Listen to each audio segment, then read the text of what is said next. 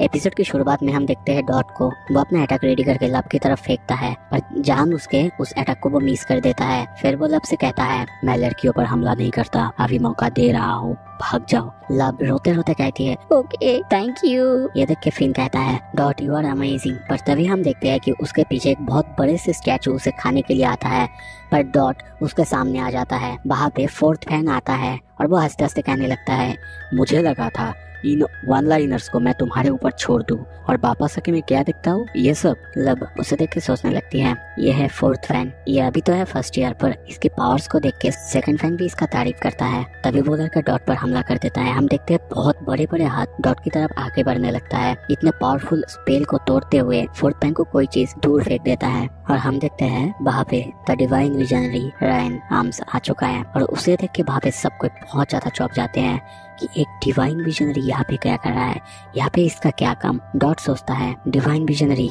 Ryan arms, ये तो Adler Doms से है ना। उसे देख के डरते हुए फोर्थ फैन कहता है, इस बारे में हम बात कर सकते हैं।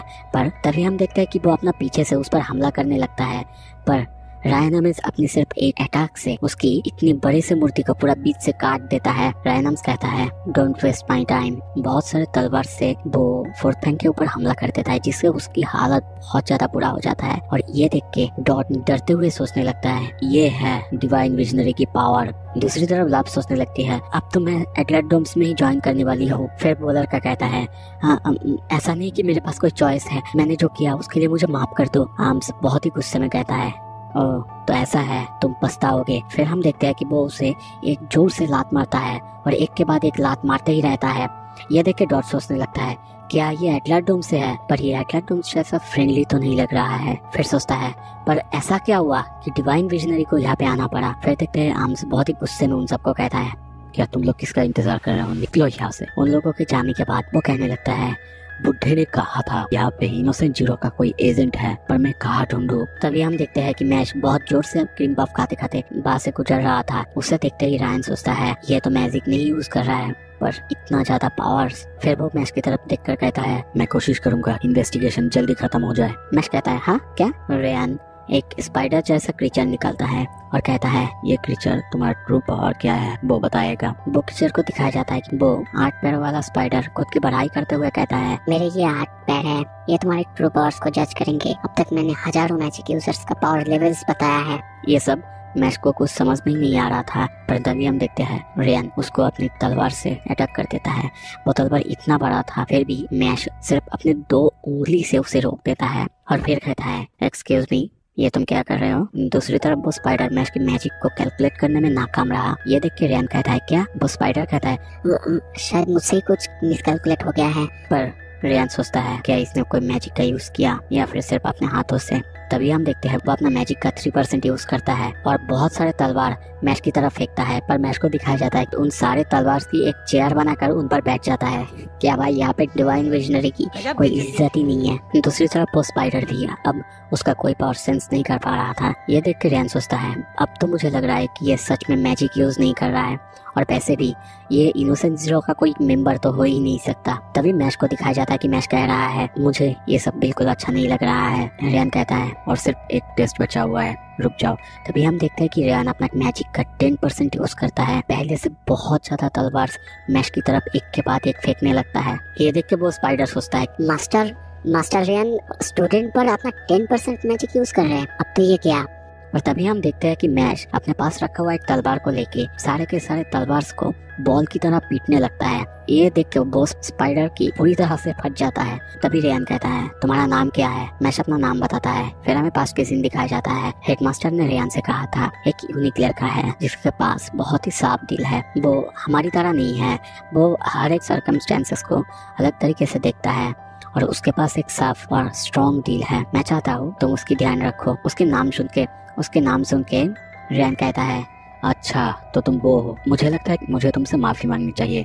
तभी वो उससे उसकी तरफ झुक के उसे माफी मांगता है, पर मैश को कुछ समझ में नहीं आ रहा था। फिर रेयान उसे एक हैंकरचिप देता है और कहता है, ये जादुई हैंकरचिप है, इससे तुम्हारे सारे काउस जल्दी भर जाएंगे। पर मैश उस हैंकरचिप की तरफ देख के कहता है, क्या तुम्हें बनीज पसंद है। रेयान उसकी तरफ अजीब नजरों से देखने लगता है। फिर कहता है मैंने सुना कि तुम एबेल के साथ फाइट करने जा रहे हो, तुम्हें कैसे पता? मैश कहता है जो करने जा रहे हो थोड़ा सा संभाल के, हेडमास्टर ने कहा था तुम्हें डिवाइन विजनरी बनना है, तो अगर तुम्हें डिवाइन विजनरी बनना है नेचुरली तुम्हें एबेल के साथ फाइट करना ही होगा। वो इस साल की डिवाइन विजनरी कैंडिडेट है और उसके पास सबसे ज्यादा गोल्ड कॉइन्स है। डिवाइन विजनरी बनने के लिए स्टूडेंट को जितना पावर की रिक्वायरमेंट होता है एबेल के पास उससे बहुत ज्यादा पावर है, और मुझे लगता है कि वो इतना पावरफुल है बिना मैजिक के तुम ज्यादा देर उसके सामने टिक नहीं पाओगे। ये सुन के मैच कहता है नहीं मुझे तो मैजिक आता है, मुझे मैजिक आता है। सुनो हमारे इस दुनिया में बहुत सारे प्रॉब्लम्स हैं और मुझे अपने साथ एक अच्छे एलाई की जरूरत है, तो कुछ भी हो जाए अगर तुम्हें डिवाइन विजनरी बनने के लिए मरना पड़े तो भी करो। मैश ओके कहता है मुझे और भी बहुत कम है। ये कह के रेहान बात से चला जाता है। जाते जाते उसे हेडमास्टर की बात याद आता है। उन्होंने कहा था वो एक क्यूरियस बंदा है, वो अपने दोस्तों को खुद से भी पहले रखता है। फिर वो सोचता है तुम्हें अगर डिवाइन विजनरी बनना है तुम्हें साबित करना होगा कि तुम इस दुनिया की मैजिक यूजर्स से भी बहुत ज्यादा ग्रेट हो। सीन शिफ्ट होता है, हम देखते हैं मैश एबेल की दरवाजे के सामने है। मैं इस दरवाजे का क्या करूं? क्या मैं पुल करूं या फिर पुश करूं? तभी हम देखते हैं कि दरवाजा टूट जाता है और एबेल शॉक हो जाता है मैश को देख के। वो कहता है क्या तुम हर दरवाजे में आने से पहले ऐसे ही तोड़ देते हो? मैश कहता है नहीं, मैं तो बस नॉक कर रहा था। एबेल मैश को देखकर सरप्राइज होकर कहता है अरे तुमने तो मुझे सरप्राइज कर दिया। अब तक मुझे ऐसा लगता था कि सिर्फ रेहान ही है जो एविल आई को सरपास कर सकता है, क्या तुम उससे ज्यादा पावरफुल हो? तभी मैश कुछ कहने जा ही रहा था पर वो अपना मुंह बंद कर लेता है। तभी एविल अपना ज्ञान झाड़ने लगता है। इस दुनिया में कुछ भी इक्वल नहीं है। मैं चाहता हूँ इस दुनिया में सिर्फ पावरफुल लोग रहे और जो डिफेक्टिव जीन्स है मैं उन्हें खत्म कर देना चाहता हूँ। हम उन्हें दया दिखाते हैं और वो क्या करते हैं हमारे शरीफी का फायदा उठाते हैं। ऐसा नहीं चलेगा। वो अगर वीक है तो वीक है, हम उनका बर्डन क्यों लिए फिरते रहे? तभी मैश पूछता है तो फिर जो मैजिक नहीं कर सकते उनका क्या? ये सुनते ही एविल गुस्से से कहता है उन्हें तो मर जाना चाहिए, उन्हें अलग करके कोई फायदा नहीं होगा। मैं ये पूरा ब्रोकन सिस्टम को ही ठीक करूंगा। जो उन्हें शेल्टर देता है उनको ही खत्म कर दूंगा। जो शेल्टर देता है तभी वो अपने पॉप्स को याद करता है, कैसे उसके पॉप्स ने उसे पनाह दिया था, उसे बड़ा किया था। ये सब सुन के मैश को बिल्कुल अच्छा नहीं लग रहा था और वो बहुत ही गुस्से के साथ कहता है तुम्हारे ये जो तरीका है ये मुझे पसंद नहीं आया, तो मुझे नहीं लगता कि हम कभी भी दोस्त बन सकते हैं। ये सुन के एबेल थोड़ा सा शॉक होता है। फिर कहता है तुम नहीं समझ रहे हो मैं क्या कहने की कोशिश कर रहा हूँ, पर अब मेरे पास कोई रास्ता नहीं है। तभी वो अपना पापेट से मैश पर हमला कर देता है। तभी लव भी वहाँ पे आता है। ये सब देख के वो खुद भी बहुत ज्यादा शॉक होती है। दूसरी तरफ मैश एक डॉल को तोड़ देता है पर उसमें से कुछ लिक्विड की तरह निकलता है। ये देख के एबेल कहता है संभल के, ये सब में एसिड भरा हुआ है, अगर ये तुम्हारे ऊपर गिर गया तो तुम्हें बहुत ज्यादा तकलीफ होगी। मैश कहता है समझ गया। तभी वो एक पपेट की सर को बॉल की तरह लेके सारे पपेट्स के ऊपर फेंकता है और हम देखते हैं एक के बाद एक सारे पपेट्स पिन बॉल की तरह गिर जाता है। ये देख के लाभ बहुत ही ज्यादा शॉक होती है। सारे डॉल्स को हराने के बाद मैश उससे कहता है अगर मैंने तुम्हें हरा दिया तो तुम भी तो एक डिफेक्टिव जीन्स ही हुई है ना, तुम्हें पता नहीं कब चुप रहना है। एबेल कहता है। फिर मैश लेमन के बारे में पूछता है पर एबेल कहता है मुझे नहीं पता तुम किसके बारे में बात कर रहे हो, पर हाँ मैं उनसे मैजिक ले रहा हूँ, तुम्हारी वजह से वो बहुत ज्यादा कमजोर हो रहे हैं। एबेल कहता है मैंने तुम्हें कहा था स्ट्रॉन्ग वीक के ऊपर रूल करता है और वो उनसे कुछ भी ले सकता है, ये हमारा राइट है। तभी वो अपने और बड़े बड़े और पावरफुल पपेट से मैश के ऊपर हमला करता है। वो बड़े बड़े पपेट्स एक के बाद एक मैश के ऊपर कूद पड़ता है। एबेल कहता है तुम उन्हें हरा नहीं सकते, तुम अपने लिमिट तक पहुंच चुके हो। दूसरी तरफ लव भी कहती है अब सब कुछ खत्म होता है, पर हम तभी दिखते हैं एक डॉल एबेल के पास से बहुत ही जोर से गुजर जाता है और पीछे दीवार पे जाके लग जाता है। फिर सेकंड्स के अंदर एक के बाद एक सारे डॉल्स को मैश खत्म कर देता है और फिर मैश एबेल की तरफ देख के बहुत ही गुस्से से कहता है तो तुमने क्या कहा था जो स्ट्रॉन्ग है वो वीक से ले सकते हैं, तो फिर जब मैं जीत जाऊंगा तुम मुझे बताओगे कि लेमन कहाँ है। ये सुन के एबेल शॉक होता है। दूसरी तरफ लव सोचती है मुझे लगता है कि अब मुझे वापस जाना चाहिए, मुझे शायद कहना चाहिए कि मैं तुमसे इम्प्रेस्ड हूँ। तभी हम देखते हैं कि मैश अपने चेहरे पर अपने ही हाथों से जोर से एक मुक्का मार देता है। कुछ समझने से पहले ही वो अपने ऊपर एक के बाद एक मुक्का मारते ही जा रहा होता है। फिर हम देखते हैं कि मैश की चारों तरफ उसकी पूरी बॉडी में स्ट्रिंग्स लगे हुए हैं और एबेल अपने हाथों से उसे कंट्रोल कर रहा है। मैश कुछ समझ नहीं पा रहा है। वो खुद की ये हालत देख के बहुत ज्यादा शौक है। वो कहने भी लगता है ये क्या हो रहा है। तभी वहाँ पे हम देखते हैं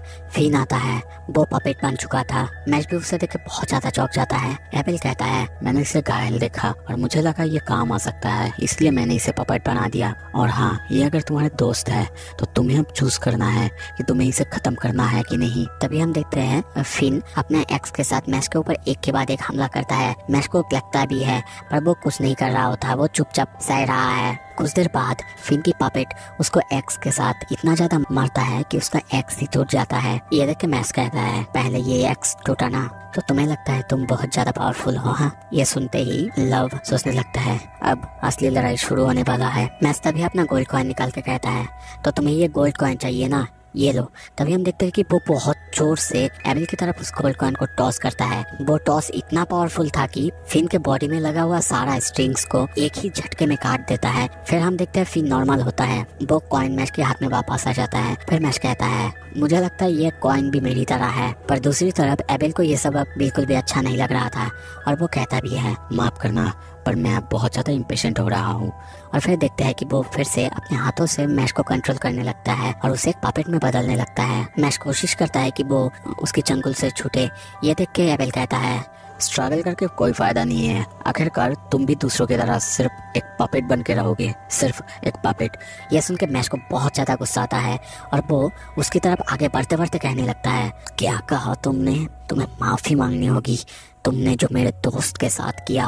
तभी हम देखते हैं कि एबेल की एक के बाद एक सारी उंगलियां टूटने लगती है और मैश भी बहुत तेजी से उसके तरफ आगे बढ़ने लगता है। पर फिर हम देखते हैं कि मैश का एक हाथ पपेट की तरह बन चुका था और देखते ही देखते वो पूरी तरह से पपेट बन जाता है। फिर जब वो एबेल के सामने आता है, एबेल कहता है बन ही गए ना पपेट, जब मैं तुम्हारी तरफ देखता हूँ तो मुझे नजर आता है एक क्लेवर रैबिट, पर एक पपेट तो पपेट ही होता है। तभी वो उसके पॉकेट में हाथ देते ही उसका क्रीम पफ निकाल आता है। वो क्रीम पफ को देख के शॉक होता है। तभी हम देखते हैं कि मैश उसे बहुत जोर से मुक्का मार देता है और कहता है अभी मेरे क्रीम पफ भी आने वाला था, मैंने इसे अपने रोब में छुपा के रखा था। उसे फिर से इंसान बनते हुए देख के एबेल और लव बहुत ज्यादा शॉक होते हैं। एबेल तो सोचने भी लगता है आखिर कोई इंसान ऐसा कैसे कर सकता है, वो तो कुछ देर पहले ही पपेट था, कोई पपेट ऐसा कैसे कर सकता है। अगर मैं किसी को पपेट बनाता हूँ तो उसके दिमागी सेंसेस खत्म हो जाता है क्या? ये स्पाइनल रिफ्लेक्स है दोस्तों। स्पाइनल रिफ्लेक्स एक्चुअली ऐसा है, मान लो कि आप गर्म चीज को खाते हो, आपका पैरों में कुछ चुभ जाता है, तब दिमाग का काम नहीं होता, मसल टिश्यू अपने आप काम करता है। ये सोचते ही एबेल मैश से पूछता है क्या तुम्हारा क्रीम पफ तुम्हारे लिए इतना ज्यादा जरूरी है? तुम मेरे लिए एक वर्दी ओपोनेंट साबित हुए, पर मैं अब और नहीं रोक सकता। मैं अपने सारे पपेट से पावर सोख सकता हूँ, के पास से जो पावर आएगा और मेरे ये अल्टीमेट स्पेल से मैं तुम्हें खत्म कर दूंगा। तभी हम देखते हैं वो सारे पपेट से पावर एब्जॉर्ब करके उसका second magic the harm puppet, जो कि बहुत ही बड़ा था, इतना बड़ा कि मैश उसके सामने सिर्फ एक चींटी की तरह था। एबेल उसे यूज करते करते कहता है ये मेरा सेकंड मैजिक है, ये इतना पावरफुल है, तुम अगर इसके 100 मीटर के रेडियस में रहोगे तो तुम अपने आप पपेट में बदल जाओगे और तुम खुद को रोक भी नहीं सकते पपेट में बदलने से। दूसरी तरफ मैश को दिखाया जाता है, मैश का एक हाथ अब पपेट की तरह बन भी चुका था। एबेल कहने लगता है मैं तुम्हारी रेस्पेक्ट करता हूँ, मैं तुम्हें थैंक यू भी कहना चाहता हूँ तुम्हारे। तभी हम देखते हैं कि मैश उस डॉल की एक सर को पूरी तरह से उड़ा देता है और उसके एक हाथ को अपने हाथों में लेके कहता है तो किस बारे में तुम मुझे थैंक यू कहने वाले थे? ये देख के एबेल की तो पूरी तरह से फट चुका था, वो बस समझने की कोशिश कर रहा था कि अभी क्या हुआ। दूसरी तरफ लव भी बहुत ज्यादा शॉक्ड है। एबेल सोचने लगता है वो कैसे अभी तक ह्यूमन है, उसे तो पपेट बन जाना चाहिए था। ये जो मेरे स्ट्रिंग्स है कोई भी मैजिक यूजर्स इसे तोड़ नहीं सकता। फिर वो लव से पूछता है आखिर क्या हुआ था बताओ। फिर हमें दिखाया जाता है वो एक साइड जब पपेट बनने ही वाला था, वो कंट्रोल खोने से पहले ही अपना दूसरे साइड से एक साइड की स्ट्रिंग्स को पकड़ के पूरी तरह से काट देता है। और ये सुन के एबेल कहता है इम्पॉसिबल, ऐसा कभी हो ही नहीं सकता, कभी नहीं। उन्हें ऐसे चौंकते हुए देख के मैश कहता है तो लिटिल रैबिट पसीना क्यों सूट रहा है? ये सुन के एबेल हंसते हंसते कहता है वेरी फनी। और हम तभी देखते हैं कि वो उस बड़े से डॉल से मैश के ऊपर एकदम से अटैक कर देता है, पर मैश सिर्फ एक ही मुक्के से उस डॉल को पूरी तरह से चकनाचूर कर देता है। अपने आंखों के सामने अपने इतने पावरफुल मैजिक टूटते हुए देख के कुछ समझने से पहले ही उसके पीछे हम मैश को देखते हैं और मैश उसे पकड़ के कहने लगता है erector spy magic hello fall, और उसे पकड़ के वो उल्टा करके जमीन में पटक देता है। तभी हमें एबेल को दिखाया जाता है। एबेल सोचने लगता है मैंने नहीं सोचा था कभी मैं भी रैबिट बन सकता हूँ। इसी के साथ दोस्तों यहाँ पे एबेल हार जाता है।